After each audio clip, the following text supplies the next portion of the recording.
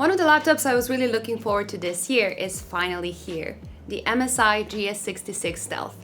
Now you might have noticed that I had the GS66 in my graphs for some time now, but that I didn't review it yet, and that is because the first one I got to test was actually an early sample with a note that the final product would probably be much better.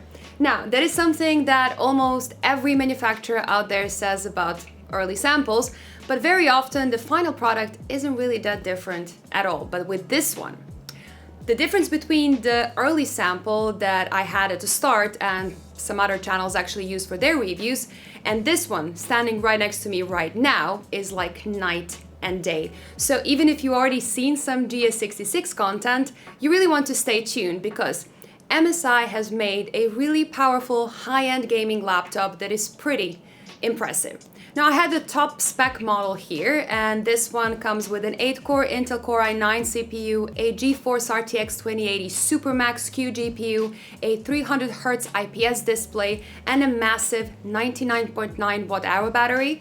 And all that is packed into this thin and light chassis with an extremely clean and professional design. Now, prices and specs do vary a bit per region, as usual, with the most basic one starting around $1,600 in the US, and that one will get you an i7, an RTX 2060, a 240Hz screen, and 500 gigs of storage. While in the EU, expect to pay at least 1,900 euros for similar specs, but then with a 1 terabyte drive. Now, if you want the top spec model, like I have right here, expect to pay around $3,000 or around 3,700 euros. Let's check it out. This video is brought to you by Corsair and their K95 RGB Platinum XT mechanical keyboard. The new K95 features a beautiful aluminum design, Cherry MX switches, dedicated media buttons with an extra row for dedicated macro keys, extra durable PBT caps, and a very comfortable and soft wrist rest. Check it out using the links in the description below. Perhaps one of the nicest things about the GS66 is how clean it looks. There are no unnecessary lines, massive logos, RGB elements, or anything. It's just a really sleek and minimalistic black chassis. It's also really thin at just under 2 centimeters and still really portable with a weight of just over 2 kilos. Now they're clearly going after the razor blade audience with this design, and while looks are completely subjective, I personally really like this look. Just like the blade though, the top cover really loves showing fingerprints, so be prepared to clean it a lot. The biggest difference between the early samples and this final product is the build quality, which is now really good. It's mostly made of metal, there is almost no flex in the panel, and there is barely any flex if you try to press the keyboard or twist the chassis. It's not all the way up there with the laptops made out of one block of aluminum, but it's definitely a bit better than the high-end ROG M15 I reviewed recently, for example, and better than the majority of mid-range laptops out there. Now you get a USB 3 port, a Thunderbolt 3 Type-C port, HDMI and the power connector on the left side, and 2 USB 3.2 Gen 2 Type-A ports and 1 Type-C port on the right side. Now there's also an Ethernet connection and combined audio jack, so there is definitely no lack of connections. I do wish that they put the Ethernet connection on the left side instead, so you could keep the right side of the laptop free for your mouse. Now MSI's RGB keyboard is on point, it looks good, and it's really pleasant to type on. There's not too much travel, but there is a nice tactile feel that's not too light either. The wide precision touchpad is great as well. It has a smooth surface, it feels fast, and both tapping it or clicking the corners feels good. Now let's talk CPU performance, and obviously the new 10th Gen Core i9 is able to put out some really good results, but on the other hand, the fact that much cheaper AMD Ryzen 4000 series laptops actually beat this $3,000 plus laptop really does hurt. Now it's still powerful 8-core CPU that can do everything you want, but even the biggest Intel fans will look at these results with a little bit of jealousy.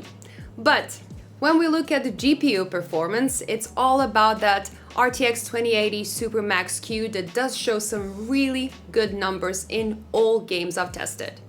Now this will comfortably play any game that's out today and whatever will come out tomorrow. Also, I do like how the new Supermax Q models are actually faster than the previous RTX 2080 non-Max Q cards. Do note how the RTX 2070 Supermax Q in the M15 isn't that far behind, and that's because MSI opted for an 80 watt limit on this GPU, while the Asus has a 90 watt limit, and that kind of largely closes that big gap you would normally see between the two. Unfortunately, those flexible limits mean that you really have to look at test results. You cannot just assume that any RTX 2080 laptop will be 15% faster than an RTX 2070 one by default, like we see on desktop PCs. Now, unlike the upcoming GE66, the GS66 does not have advanced Optimus or G-Sync at all, but it does have switchable graphics, which help battery life. Even though the 99.9 watt-hour battery is the largest possible you can still bring onto a plane, it doesn't really lead to crazy battery results. It holds up really well in the heavy PC Mark 8 benchmark, but if I just use it for Netflix, it doesn't last longer than other Intel laptops I reviewed recently, and considerably shorter than the AMD-based G15 and A15 laptops. In light use, you're looking at around 6 to 7 hours, which is still pretty good. A little tip: if you're just gaming at home, disabling the hybrid graphics actually leads to slightly better frame rates in games. A clear highlight of the GS66 is the 300Hz IPS display. It feels really fast. Now, I don't really have the tools to accurately measure response times, but moving images do look really sharp. And unlike some of the cheaper 144Hz panels, overall performance of this one is actually good too. 96.5% sRGB coverage is close enough to 100%, making serious photo or video work completely doable. It has nice contrast and pretty decent brightness for such a fast screen, but the difference between this and the 240Hz displays isn't that big, and I'm not sure I would personally pay much more for a 300Hz version, but it's definitely a nice panel. Opening it up is easy enough. There's only a handful of screws, but they are different sizes, so make sure you keep track of which one goes where. The internals are really well done, and though I know it shouldn't matter at all, the fact that it has a black PCB and black heat pipes just makes it a little bit sexier than most laptops out there. It also has everything I really want to see in a laptop, so you can easily clean the fans, replace the battery if it ever breaks. You can add an NVMe or SATA M.2 SSD. Both memory slots are directly accessible, there is no soldered nonsense here, and the Wi-Fi 6 chip is replaceable too, if Wi-Fi 7 becomes a thing in this laptop's lifetime. So full marks for MSI here. And in case you're wondering, the SSD performance of the stock SSD is actually good, ranking among the faster drives typically seen in gaming laptops. Surprisingly, considering the specs and the thickness of this laptop, thermals and noise are actually quite good. Now, running just a CPU stress test, the CPU remains comfortable at around 80 degrees Celsius, and at 40.6 decibels, it really doesn't make that much noise. Now, in gaming, in the balanced setting that MSI actually recommends, the 8-core CPU gets hotter, as expected, but it's still within spec. And the GPU actually remains surprisingly cool, and the sound of 43.3 decibels is actually on the low end. Now, you can definitely hear the laptop working, but it's really a lot quieter than both the ROG M15 and the 2019 Razer Blade. I personally prefer the performance mode, which does make it a little bit louder in gaming, but it's still quieter than the competition out there, and it does push the GPU clock speeds a little bit higher. In idle or light use, the fans do remain nice and quiet, but not completely inaudible, as they never actually stop, and I do think that MSI should consider this as a feature in the future.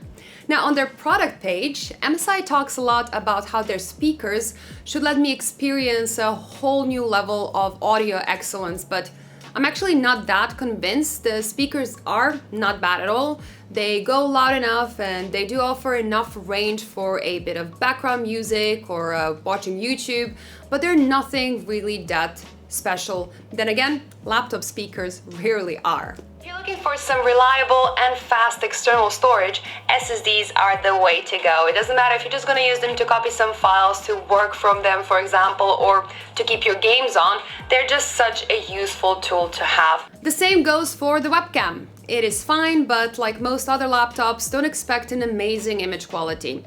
What is interesting though is that it does come with an IR camera and Windows Hello support, letting you face unlock the PC even in a dark room. So that is not something that we typically see on gaming laptops, and I have to say it's just a nice little extra.